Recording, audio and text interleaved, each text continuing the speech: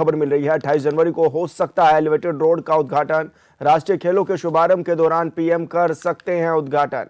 Delhi Dehradun expressway elevated road का होगा उद्घाटन। 575 पिलर पर बनी है 12 किलोमीटर लंबी एलिवेटेड रोड। एलिवेटेड रोड का हो चुका है सफल ट्रायल। तो बड़ी खबर आपको बता रही हैं, जहां पर एलिवेटेड रोड का शुभारंभ होने जा रहा है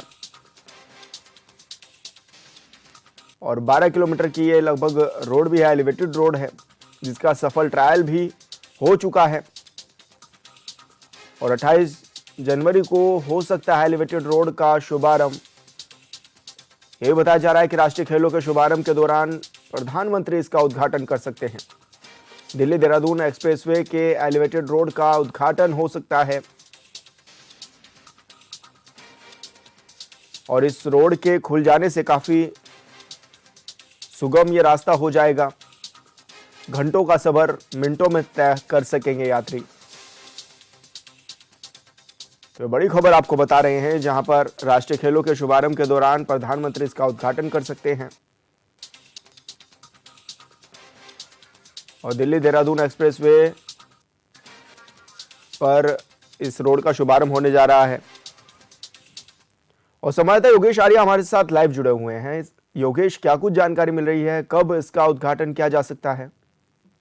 हाँ देखिए विशाल, मैं आपको बता दूं कि एलिवेटेड जो रोड बनी है इसका उद्घाटन करने की जो सुगावट है वो तेज हो गई है और माना जा रहा है कि 28 जनवरी में जिस समय राष्ट्रीय खेलों के शुभारंभ के लिए पीएम मोदी देहरादून पहुंचेंगे तो उस दौरान जो है इसका भी उद्घाटन हो सकता है। और ऐसे में इसका उद्घाटन के साथ ही जो है अब लोगों को ये 12 किलोमीटर लंबा जो है एक्सप्रेस वे मिल जाएगा जो एलिवेटेड है। और सबसे महत्वपूर्ण ये है कि दिल्ली के अक्षरधाम से शुरू होकर ये देहरादून तक बनाया गया है और ऐसे में इसका जो महत्वपूर्ण हिस्सा है वो सहारनपुर के गणेशपुर से शुरू होता है और इस वो देहरादून तक आसारोड़ी तक बनाया गया है जो 12 किलोमीटर लंबा है। और अगर ऐसे में बात करें तो एशिया का सबसे बड़ा वन्य जीव गलियारा ये है जो इस इलाके में बना है। क्योंकि देखिए पहले की अगर हम बात करें तो जो पहले पहाड़ों में बीच में रास्ता बना हुआ था उसमें करीब 1 घंटे से अधिक का समय जो है वो लोगों को लगता था, लेकिन अब जो है इसके शुरू होने के बाद करीब 15 मिनट का सफर जो है वो हो जाएगा और करीब 100 किलोमीटर की रफ्तार से जो है गाड़ियां जो है इस पे फर्राटा भरते हुए दौड़ेंगी। और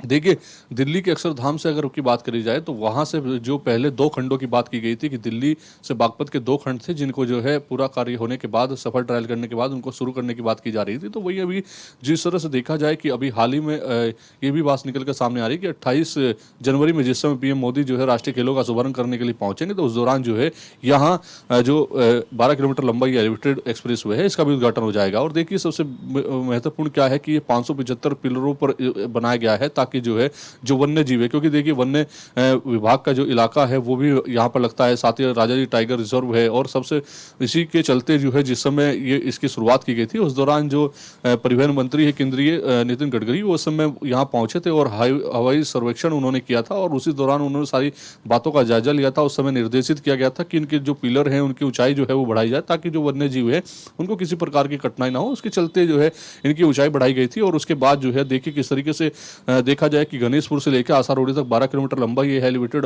एक्सप्रेस वे बना है और इसमें महत्वपूर्ण रखा गया है। और साथ ही साथ स्टिंग जो लाइटें हैं 800 की लगभग लाइटें इसमें लगाई जाएंगी जिससे जो है वो नॉन स्टॉप रहेंगी, वो हमेशा जलती रहेंगी, उसकी कोई दिक्कत जो है वे कभी बंद नहीं होंगी क्योंकि उसको इस तरीके से लगाई जा रही है ताकि जो है दिन हो या रात हो वो हमेशा जो है चलती रहे और उनकी जो बिजली की सप्लाई है उसकी भी जो है खासा ख्याल रखा जा रहा है। और देखिए जिस तरह से सफल ट्रायल की बात की गई तो हाल ही में इसका सफल ट्रायल भी कर लिया गया है और ऐसे में जो लोग हैं जो काफ़ी परेशानी जो है झेलते हैं और कई बार जो है पहाड़ी इलाकों में जो है जाम की समस्याएं हो जाती है जिसको लेकर पुलिस को काफ़ी जिद्दोजहद करना पड़ता है उसको खुलवाने के लिए, तो वो भी अब नहीं होगा। और ऐसे में जो नया ये मार्ग है ये जैसे लोगों के लिए खुल जाएगा तो आने जाने में यात्रा में लोगों के यात्रा जो है वो सुगम हो जाएगी। जी विशाल। योगेश, लेकिन नेटवर्क क्षेत्र की अगर बात की जाए तो काफ़ी दिक्कत यहाँ इस एरिया में रहती है, नेटवर्क नहीं रहता है, तो उसके लिए भी कुछ व्यवस्थाएं की जा रही हैं कि जो यात्री जब जाते हैं तो उनको सुविधा मिल सके नेटवर्क की भी फ़ोन में?